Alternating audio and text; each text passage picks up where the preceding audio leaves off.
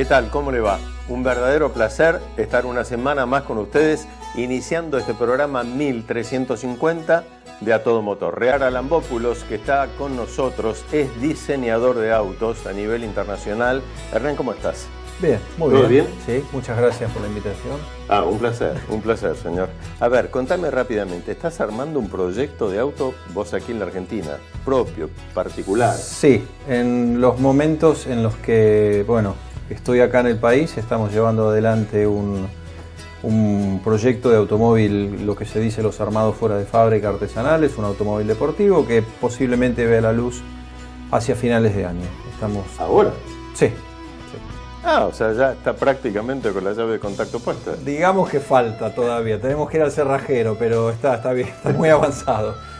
Yo le dije que este programa le va a gustar y tenemos una imagen fantástica que con Hernán vamos a estar comentándole, él le va a estar comentando las diferencias que hay entre los autos de calle aerodinámicos y los autos de carrera aerodinámicos, que son dos mundos absolutamente distintos, y usted va a empezar a comprender a través de las explicaciones de Hernán la diferencia que tiene un auto y por qué tienen la forma que tienen.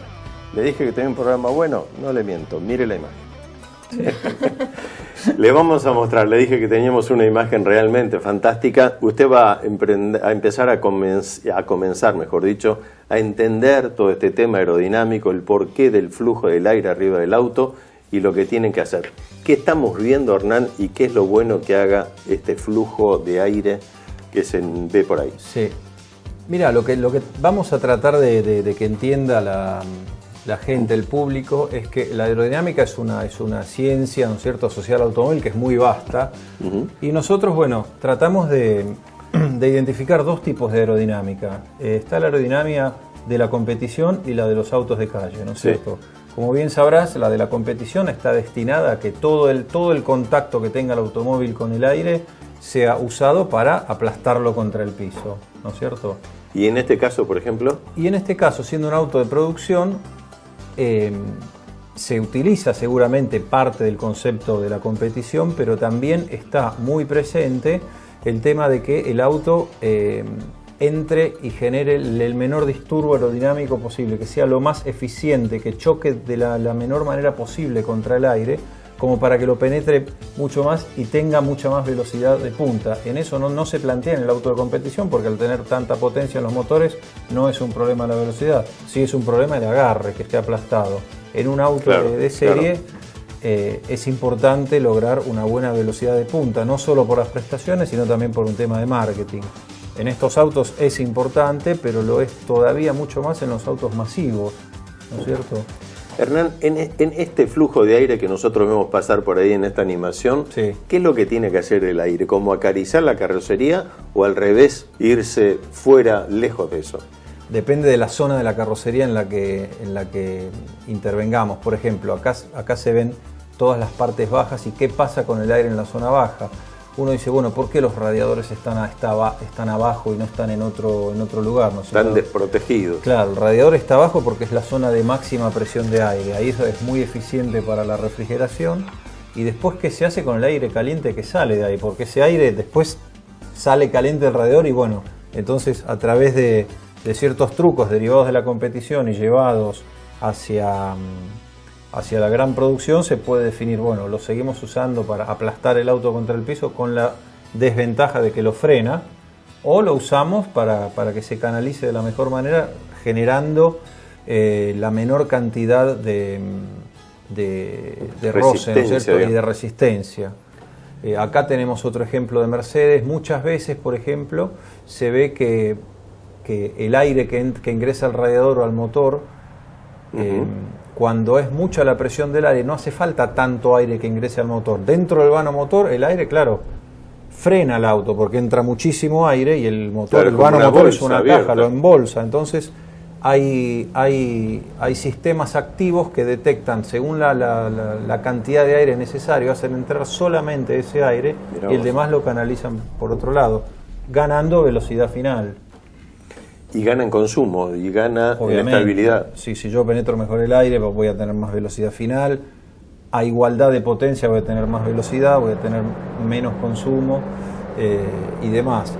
desde la experiencia de haber diseñado y trabajado en esta fase, que es la última fase donde se encara los detalles aerodinámicos, lo que aprendes es que al contrario de lo que todos dicen, es mucho más importante cómo sale el aire que cómo entra. O sea, ¿sería más importante la cola del auto? Claro, infinitamente más importante. Uno ve un auto, ¿no es cierto?, con línea de cuneo, el parabrisas lanzado y dice, wow, qué aerodinámico. Y nosotros lo primero que miramos para ver si es aerodinámico o no es la cola. Ah, mira vos. Cómo se despide el aire del auto, ¿no es cierto? A ver, ahí lo estábamos viendo, pero recién me hacías un gesto que me parece muy significativo. Vos decís, no importa mucho la cuña que tenga el auto, de la manera que sea tanto la trompa, sino cómo se va el aire desde el auto. Claro. ¿Y qué se supone que tendría que hacer? ¿Juntarse en algún lado o no? No, el flujo tiene que ser lo más laminar posible y lo menos distorsionado posible, lo más suave posible. Entonces, por ejemplo, si ustedes se fijan, los autos de producción de ahora, sobre todo berlinas y demás, hablamos de autos medios, por ejemplo el Corolla y demás, empiezan a haber ciertos cortes, filos en el paragolpes trasero, que uno dice, qué feo, qué lindo, qué raro, ¿por qué será? O mismo si uno ve las ópticas. Sí, señor, eso se ve en muchos autos. Bueno, ves las ópticas que no son redondas, es como que tienen unas aletitas. Sí.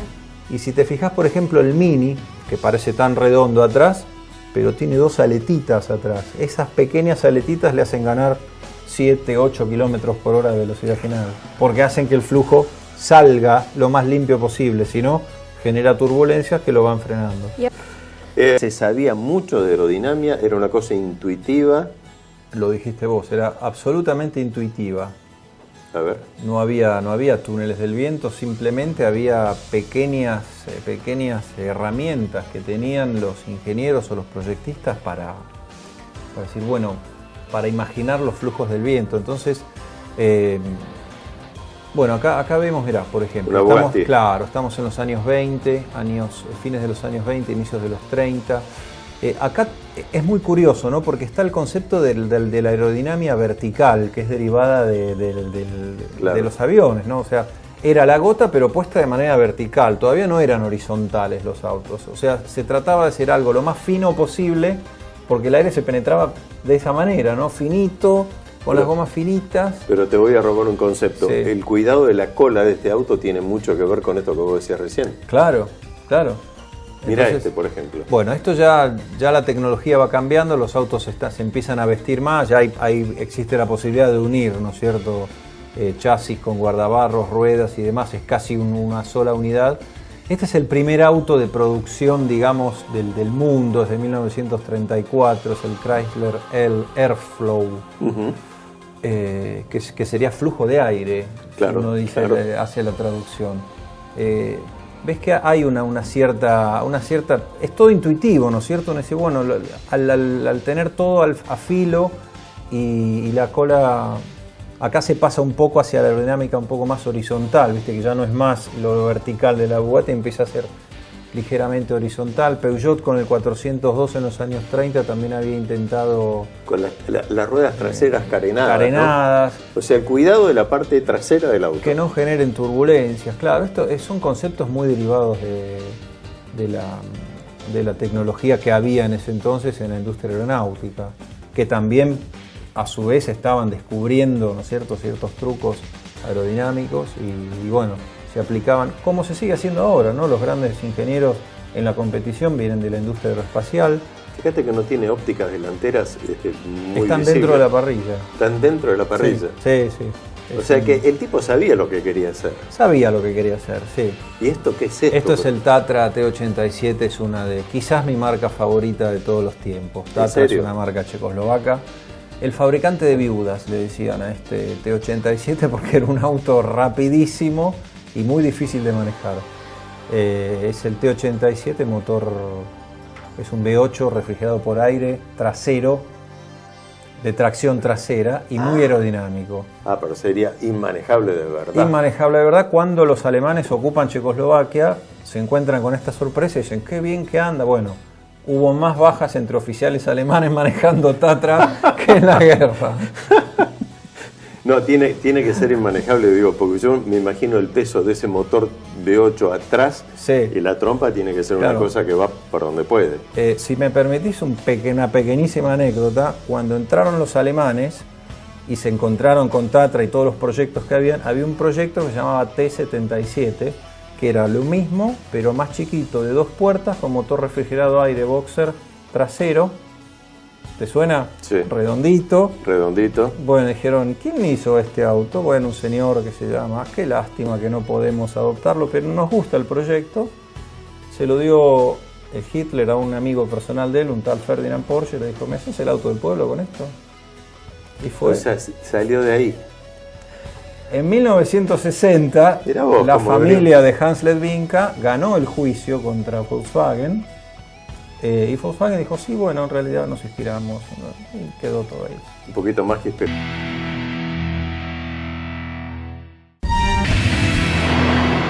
Tenemos un programa de lujo y yo sé que usted lo está disfrutando exactamente igual que nosotros, porque poder hablar de aerodinámica, poder hablar de los formatos de los autos y entenderlo con alguien que se dedica a esto como Hernán, profesionalmente, es fantástico y aparte lo explica muy fácil y muy bien. Hernán, de esos autos viejos que veíamos, de este Airflow, que era toda una cosa aerodinámica, muy lindo para la época, es como que después los autos se olvidaron del diseño, del cuidado aerodinámico. ¿Hubo como una época en donde le aflojaron el lápiz o no? Sí, cada década creo que tiene ciertas pautas que van marcando. El mercado dicta ciertas pautas y todos lo siguen, ¿no es cierto? En los 60 era un poco la velocidad, en los 50 era un poco la ostentación, sobre todo en Estados Unidos. Había que generar un cierto optimismo a través de los autos, cambiarlos todos los años, ¿no es cierto? En los 60 aparece la velocidad, en los 70 se empieza a hablar un poco ya después de la crisis del petróleo de bajarles el peso, empezar a trabajar en el consumo, y como la tecnología se empieza a desarrollar y hay buenos túneles del viento y demás, hacia finales de los 70, principios de los 80, empieza ya los constructores a tomarse la aerodinámica muy en serio, como en el caso que estamos viendo del Ford Sierra, muy conocido. Bueno, Acá, la publicidad acá era maneje el viento. maneja el viento. Y era muy loco verlo en una concesionaria Ford al lado de un Falcon, ¿no? Porque eran Claro, contemporáneos. Claro, tienes razón, no lo había pensado Claro, nunca. claro, y eran de dos periodos totalmente distintos y dos maneras de encarar el automóvil distintas. Entonces, bueno, tanto el Ford Sierra que se ve acá, el Sierra se tomó en serio la aerodinámica e hizo de eso una bandera y lo mostró y un instrumento de marketing, ¿no es cierto? Acá se ve, ¿no es cierto?, los dos volúmenes, la forma tan pronunciada. Pensemos, ¿no?, esto hace más de 30 años atrás. Mirá el cuidado de las Claro, tazas. el cuidado de las tazas para que no genere ningún tipo de turbulencia en las ruedas. Este auto que vemos acá es el Audi 100, que sale un año antes que el Sierra y tiene mejor coeficiente aerodinámico todavía que el Ford Sierra, pero no es tan radical en su forma. Claro, si vos lo mirás, esto comparado con un Sierra es cuadrado.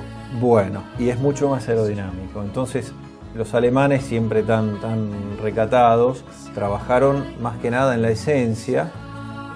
Ford, obviamente, el Ford Alemania e Inglaterra fue el que desarrolló el Sierra, pero está lleno de pequeños trucos este auto que después fueron incorporados y ya nadie diseña un auto sin tener en cuenta estas cosas.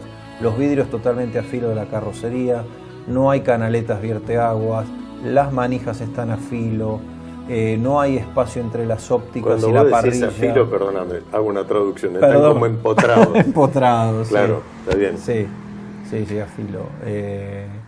Todo es parte de una misma superficie, si lo miras bien. No hay nada que sobresalga. Si lo comparamos con autos de 10 años antes, las manijas sobresalían mucho. Claro. Las canaletas, es impresionante lo que se pierde y lo que se gana en ruidos interiores con las canaletas, ¿no? Bueno. ¿Vos tenés preguntas para Hernán de la gente? Yo quería saber. Bueno. Quería saber, porque me imagino que hay un montón de ustedes que están interesados en diseñar, porque de verdad debe haber un montón de personas. Si vamos a ir al curso que da Hernán ahora. Perfecto, pero quiero saber una persona, además de ir al curso de Hernán, vos, Sí. por ejemplo, ¿con qué te iniciaste? O sea, dijiste, me gusta dibujar autos, dibujo autos. ¿Cómo fue? ¿De tu niñez Sí, tendría 5 años, 6. dibujabas? Y dibujaba autos y quería ser diseñador. ¿Y después estudiaste qué? Diseño de autos, diseño de medios de transporte en Italia. Ah, en vos. Turín, en el Instituto Europeo de Claro. vos. Bien. Le vamos a mostrar un trabajo ahora, que es este túnel de viento, este aire que se genera abajo. ¿Por qué los túneles de viento tienen movimiento en las ruedas, Hernán? ¿Por qué tienen que ser así? Porque reproducen de la manera más precisa las condiciones que se dan después con el auto en movimiento, porque uno puede tener un túnel con el auto, porque la rueda al girar genera también un flujo, ¿no es cierto? Claro, Toma claro. aire, refrigera y expulsa aire caliente, y después esos rodillos en donde giran las ruedas también funcionan como balanzas. Entonces ahí se mide la carga aerodinámica que tiene cada rueda dependiendo de cada circunstancia. Entonces si hay más carga atrás o más carga adelante. Este es un mito que se hace, ¿no? Que bien un dijiste. mito, sí, ¿Eh? sí. ¿Cómo se llama esto? ¿Capa límite? Un mito. Un mito. Llamémoslo un mito, sí. Este es un mito. Digamos que tiene que copiar lo más perfectamente posible la línea del auto. ¿Se supone que es así? Sí, más que nada sirve para darnos cuenta, por ejemplo, ves en la zona trasera que se hace más turbulento el flujo, Sí. Entonces, ¿dónde empieza el flujo a despegarse de la silueta del auto y dónde empieza a generar turbulencias? Cuando genera turbulencia, esa turbulencia frena el auto.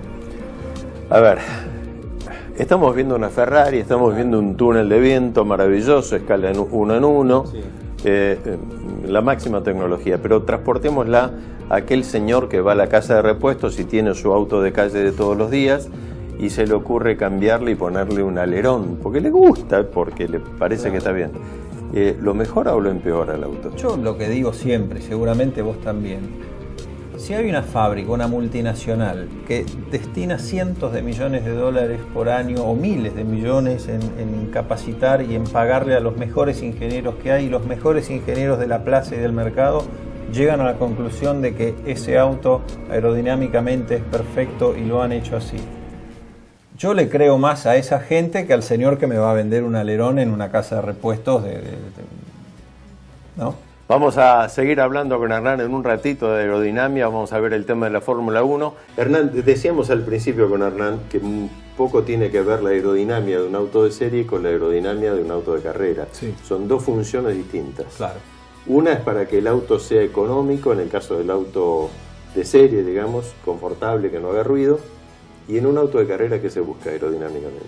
Que el aire ayude a mantenerlo en la tierra, ¿no es cierto? Que lo aplaste contra el piso de la mejor manera posible, de la manera más eficiente posible. Se mide en carga por kilos. Bueno, como vos sabrás tenido también que luchar contra alerones, aleroncitos, Sí, mirá, seguro. no carga adelante, que cargue más atrás porque está liviano.